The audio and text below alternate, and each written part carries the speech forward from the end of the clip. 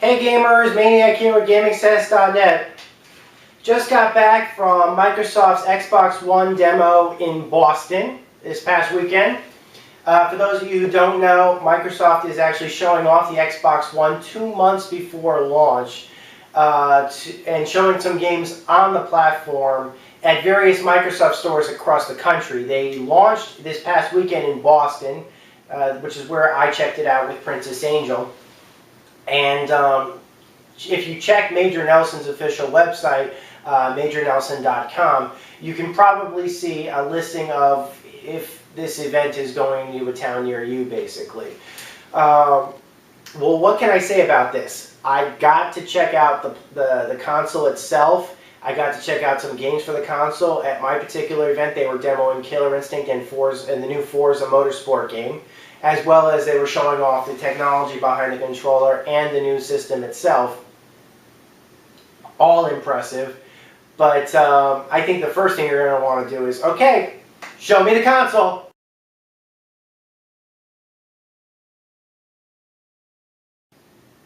And now the back.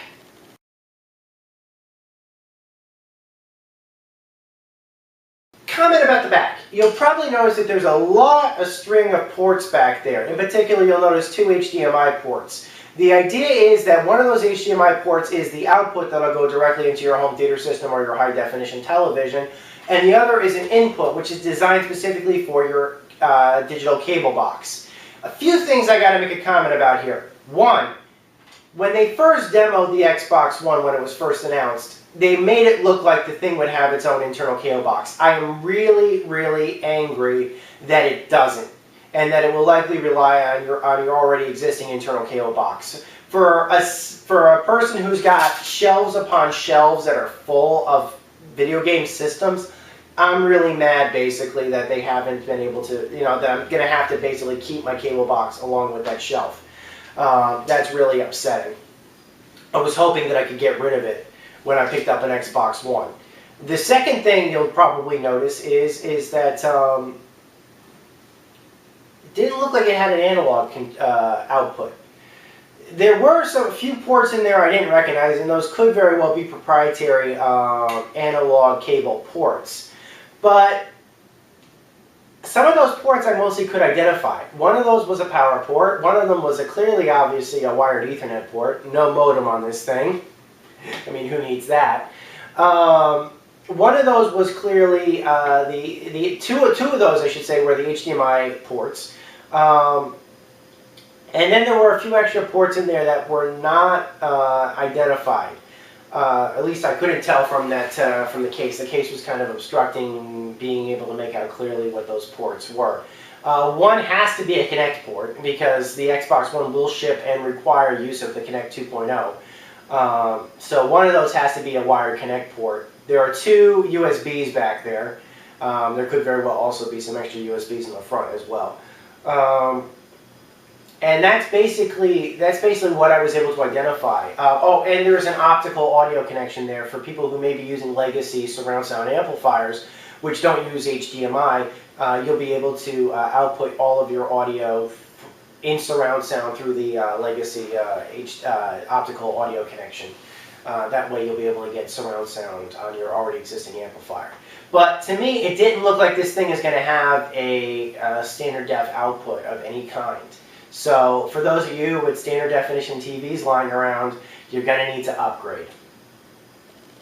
It's just what I could tell. I looked, I didn't see an analog output. Other devices nowadays also are HDMI only. Heck, the Apple TV doesn't support analog transmissions anymore. At least not the 3rd generation. I think the 1st generation may have used component cables, but it still required it to be hooked up to a high-definition television or a progressive scan television. So, let's talk a little bit more about the hardware. I got a really good look at what is the Day 1 controller, basically.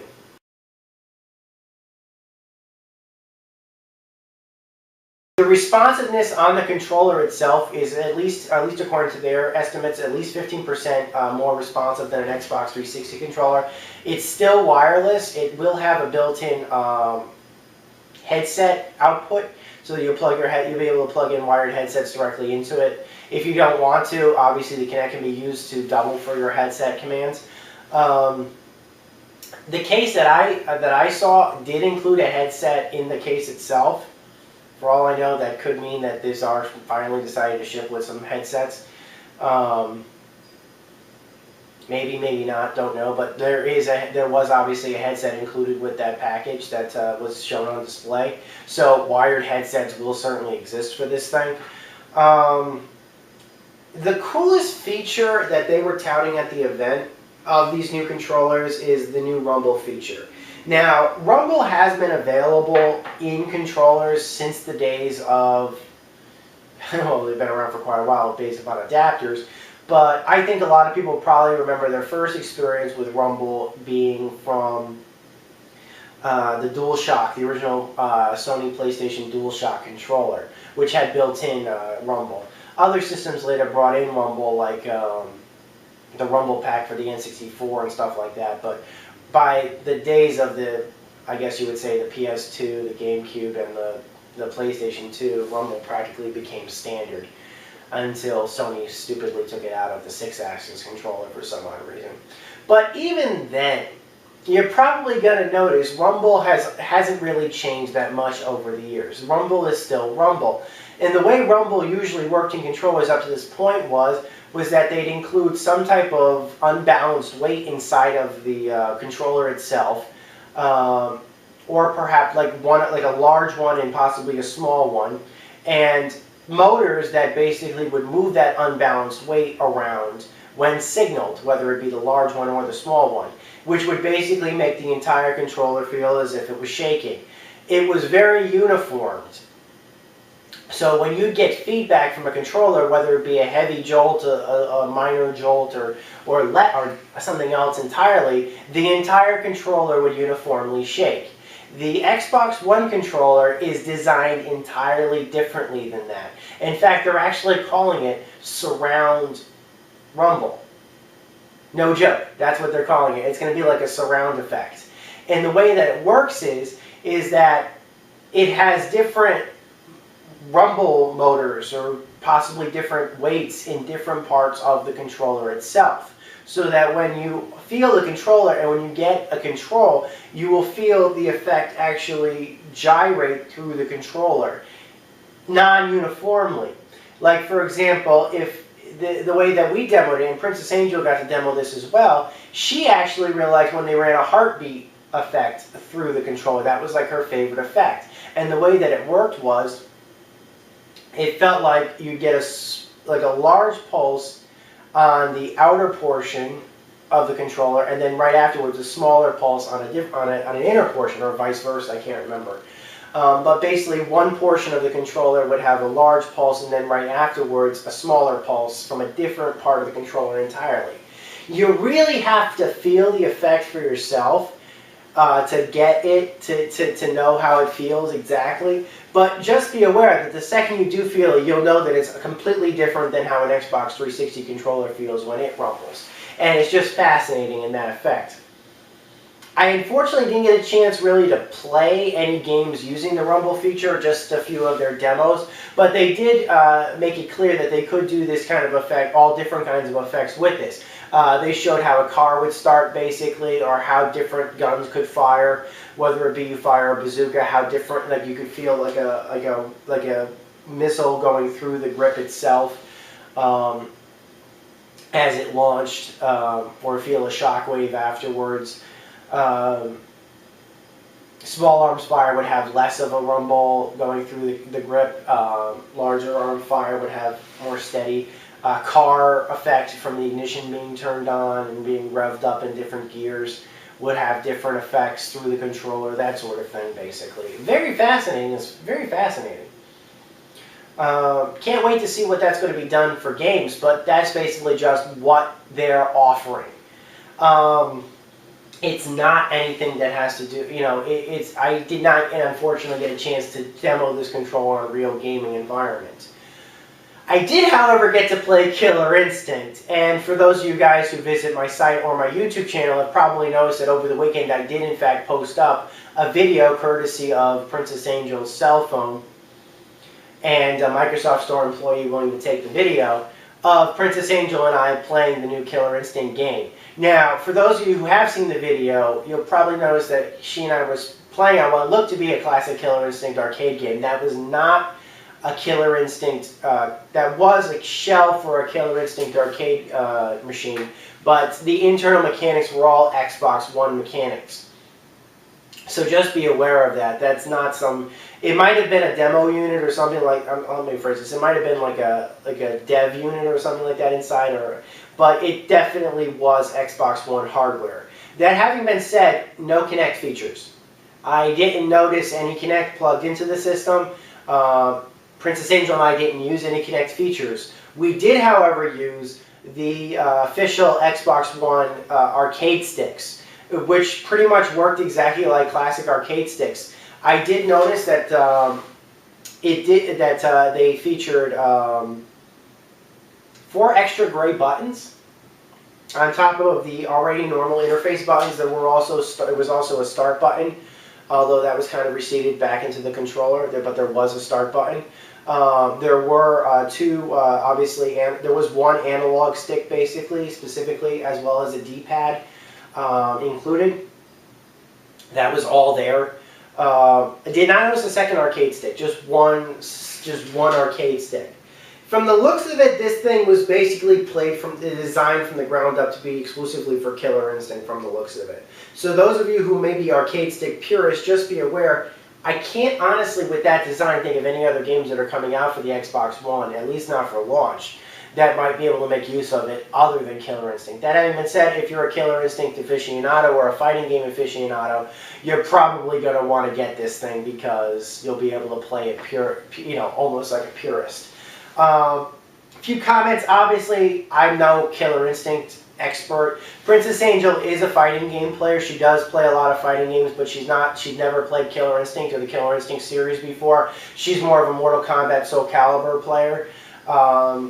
Obviously she does have a background in fighting games, certainly more than I do. I basically only played a couple of Mortal Kombat games occasionally.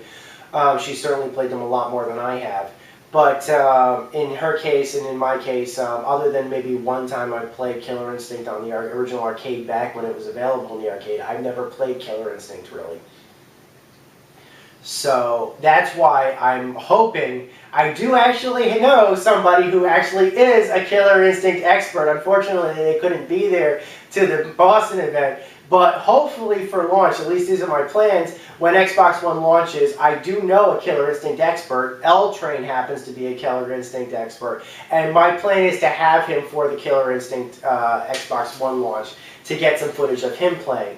For the experts I did see playing, just be aware, I did see 20-hit combos being thrown down. In fact, actually, I did also see an Ultra Move. Ultra Moves do look like they will be returning.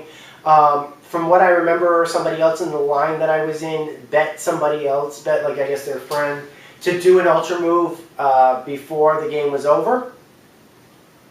And for the very, very, very last move, like the very, very last hit, they were able to pull off an Ultra Move.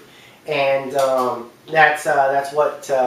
and that was just like a last hit as they were on their last, health bar, basically. But Ultra Moves are certainly in the game. I did not get a chance to play Forza Motorsport, unfortunately.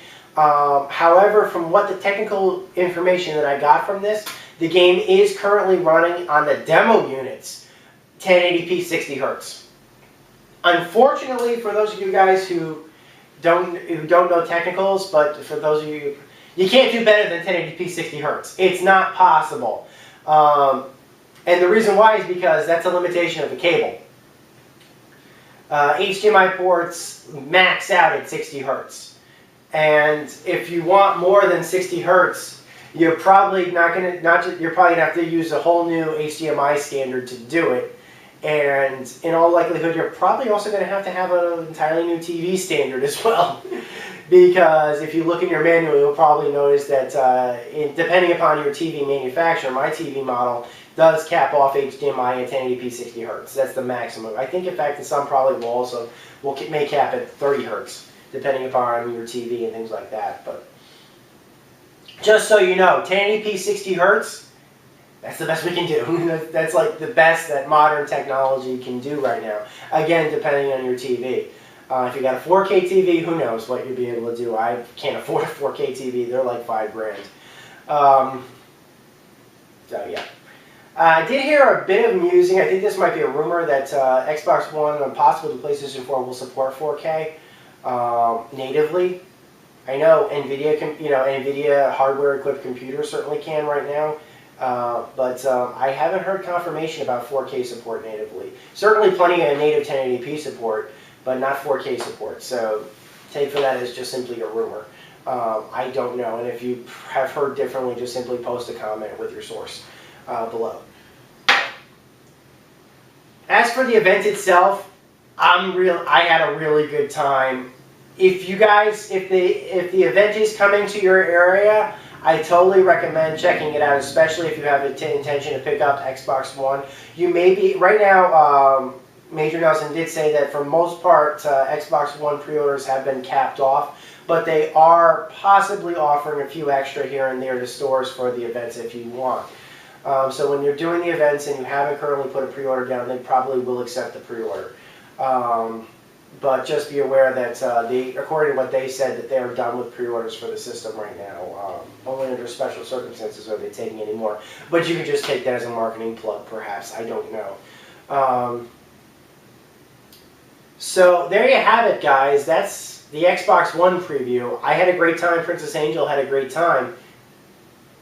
If you're in any area which has a Microsoft store or one that may be coming in the next couple of weeks, check Major Nelson's website at www.majornelson.com, and I recommend see if it's coming to your area and check it out if you can. Until next time, guys, this is Maniac with GameAccess.net. Over and out. Take care.